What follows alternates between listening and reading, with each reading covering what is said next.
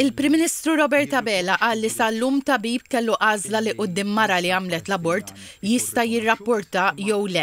Intervistat fuq l-istazzjonijiet One, Dr. Abela qal li l-Gvern qed jaħseb f'emenda li fil-waqt li bl-ebda mod ma jbiddel il-liġi li tipprojbixxi l-abort jemenda l-att tas-sigriet professjonali.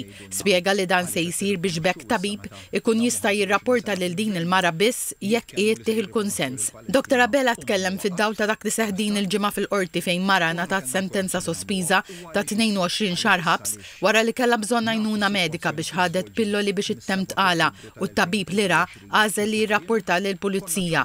Sostna li jinkwetaħ u li dan il-pajjiż għandu realtà ta' mijiet ta' nisa li qed jimportaw dawn il-mediċini kull sena biex itemmu tqala u li ħafna tobba qalulu li dawn il-pilloli jistgħu jwasslu għal komplikazzjonijiet mediċi li jibdew minn uġigħ u jistgħu anke jwasslu għal mewt tal-mara. Kompla jgħid li b'din is-sentenza dawk in-nisa li se jkollhom komplikazzjonijiet mediċi minħabba dawn il-pilloli se jispiċċaw ma jmorrux l-isptar minħabba l-biża' li jispiċċaw il-ħabs. Għalli u għalhekk li jixtieq jagħmel dawn l-emendi u tabib ma jkunx jista' jirrapporta mara mingħajr ma tkun taf hi. Dwar il-liġi tal-ippjanar, il-Prim Ministru qal li sal-lum is-sitwazzjoni fil-pajjiż kienet waħda ta' inċertezza għalli fir-riforma tal-appelli l-Gvern indirizza pjaga ta' 20 ta' snin fejn kien isir żvilupp meta min joġġezzjona kienet għandu dritt li appella. Għalli l-Gvern qed jenfasizza li jrid jiddaħħal terminu ta' żmien li fih jinqata' l-appell. Dr. Abela qal li dan il-Gvern mhux se jagħmel kruċjata fuq min għandu strutturi żgħar bħal xi kamra falqa u qal li dawn issa se jkollhom is-serħan tal-moħħ li jiġu regolarizzati. Il-Prim Ministru kompla jgħid li l-Gvern jagħmel distinzjoni bejn iż-żgħir u min għandu żvilupp imdaqqas li juża għal skop kummerċjali.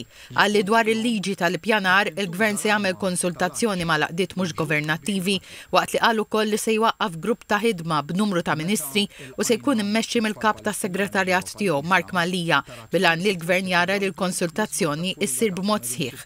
Fuq ir-regolamentazzjoni dwar l-agrikoltura, il-Prim Ministru għamilha ċara li l-Gvern mhux se jieħu l-ebda art. Spjega li l-unika differenzi se jkunu li jiddaħħal l-obbligu ta' reġistrazzjoni tal-art u obbligu li darba fis-sena sit l-art jaħrata. Il-Prim Ministru tkellem dwar il-miscarriage leave u qal li jiġu reġistrati 320 korriment fis-sena u 700 oħra ma jiġux reġistrati. Dr. Abela qal li kieku min iħaddem kellu joħroġ l-ammont ta' dan il-lif li hu ta' 7 ijiem għal koppji kien jiswielu 4 miljun euro li qal li se jintrefaw kollha mill-Gvern. Abela ħabbar ukoll il-Gvern qed jaħdem ukoll fuq estensjoni tal-lif għal min imutlu qarib tiegħu. Il-Prim Ministru qal li l-Gvern ma jridx isallab in-negozji kif qal li jrid jagħmel il-Partit Nazzjonalista, qal li l-Oppożizzjoni trid tibgħat in-nies il-ħabs fuq reat ta' nuqqas ta' ħlas tat-taxxa waqt li spjega li l-Gvern qed jgħid li t-taxxa għandha titħallas imma mhux jissalbu n-negozji.